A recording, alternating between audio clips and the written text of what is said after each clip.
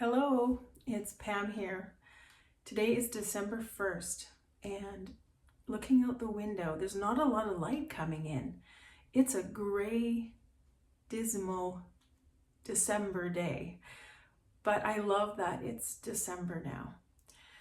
So today, I want to talk about just being yourself, or how do you just be yourself? For me, that's a huge challenge. I am someone who has basically not known who I am for the majority of my life. And I feel like I'm on a bit of a path now to recognizing when I'm being myself. But it's been a long journey with some clues along the way. So I wanted to make that the topic of today. How do you just be yourself when you don't know who you are?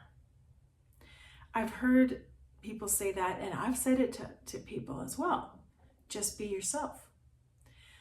And YouTube creators have encouraged other YouTube creators when they're confused about their channel or just feeling a bit down to just be yourself.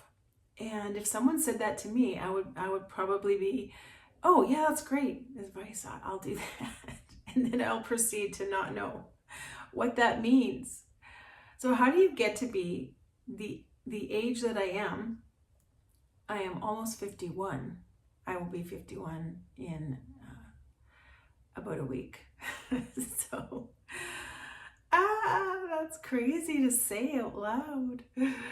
How did I get to be this age and not really know who I am? I mean, I've gone through some leadership courses and different things where you have to examine your core values and think about your past, your childhood, and who you are today. So I've done some work in this area, and I have a lot better idea of who I am theoretically, but in reality, I am not really myself most of the time. And I think that's one of the reasons why I find YouTube so challenging. It's a hurdle that I can't really get over, because in order to really be myself on here, I have to figure it out, right? It's tough for me to be perceived. So, for example, if anyone walks into the room, if someone knocks at my door, if I know, the camera's on, I am suddenly in a role. I am playing a part. I don't know how else to describe it. And maybe you know what I'm talking about. And as much as I'm trying with all of my, skill and heart to try and be real on here, and I think I'm doing fairly well, I know that there's this kind of separation from, between me being my real self because of that. Anyway, I'm going in circles now. So let me take a look at my notes. I have been whoever the person I was with wanted me to be. I realized that from the time I was a child and, had babysitters, went to school, I started to figure it out that to be accepted, I needed to put on some kind of mask or maybe play a part is a better way to say it. So I was a dutiful daughter. I still have that role. I was a fun and engaging VBS teacher or Sunday school teacher, or older sibling. I was a diligent, thoughtful student, even though I procrastinated quite terribly a lot of times in university, doing my assignments at the very last minute. And when I see my kids doing that now, I'm just, I feel for them because it creates so much stress. Anyway, a caring wife, a nurturing mother, a wise church member, an interesting and loving teacher. I could play any role. Except for Pam, not sure who that was supposed to be. And even though I'm settling into that more, I think it's hard to accept that I don't quite know who I am, even at this middle age, right? So my first clue about not really knowing who I am was when someone asked what I wanted to do or where I wanted to go. I noticed in my life, and as I became older and an adult, I'm like, how come I don't know what I want to do? How come I have no idea where I want to go to eat? I have no idea what I want to plan. And I would just default to, oh, what do you want to do, right? And I would do the work, because I know it's annoying to always have someone say, I don't know, what do you want to do, right? It is frustrating, and a little bit, right?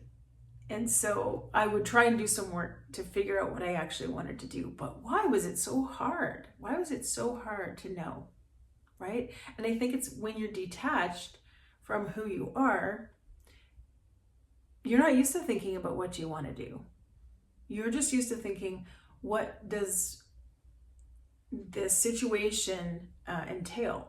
What is this situation asking for? What is this person looking at me and expecting? And I can do that, right? I can do that all day.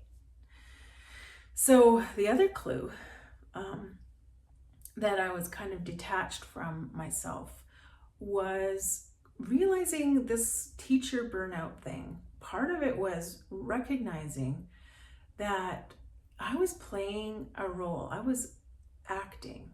I remember hearing myself telling someone that teaching is a lot like acting, because that's what I was doing. I would walk in the door and I would have my teacher face on and my teacher voice on. It was a whole persona, and I had to do that to survive, to deal with being watched by all these teenagers. And it sounds, like I hated it, but I actually didn't. I enjoyed it, and I really loved connecting with them and explaining to someone how to do something and then watching them do it and succeed. So it's so rewarding. So even though I was playing a role, I was still trying my best to have integrity, to be myself, to do a good job. And I just knew that's what I had to do. But there was never an unguarded moment.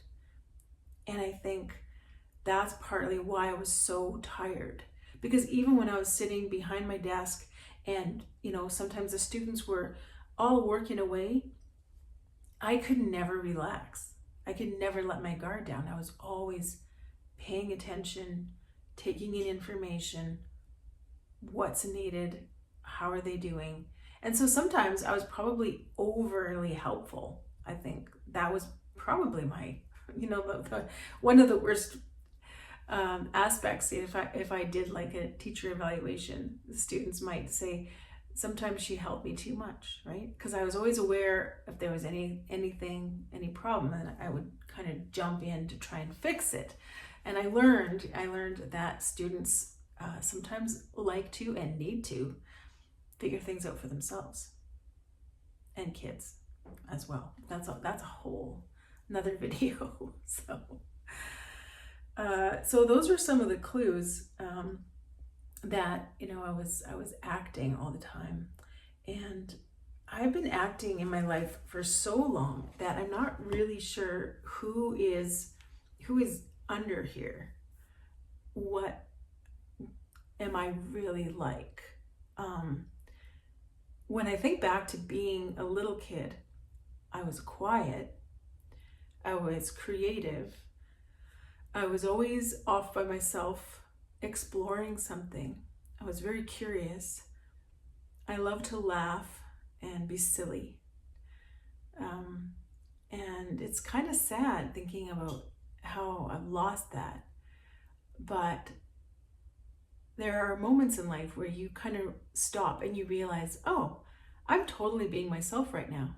you know, like maybe Christmas morning when you're getting presents from under the tree and giving them to a loved one, and you're just like so excited, you know, and or when I'm just being sarcastic and ridiculous, laughing about something with my husband, I'm being my real self.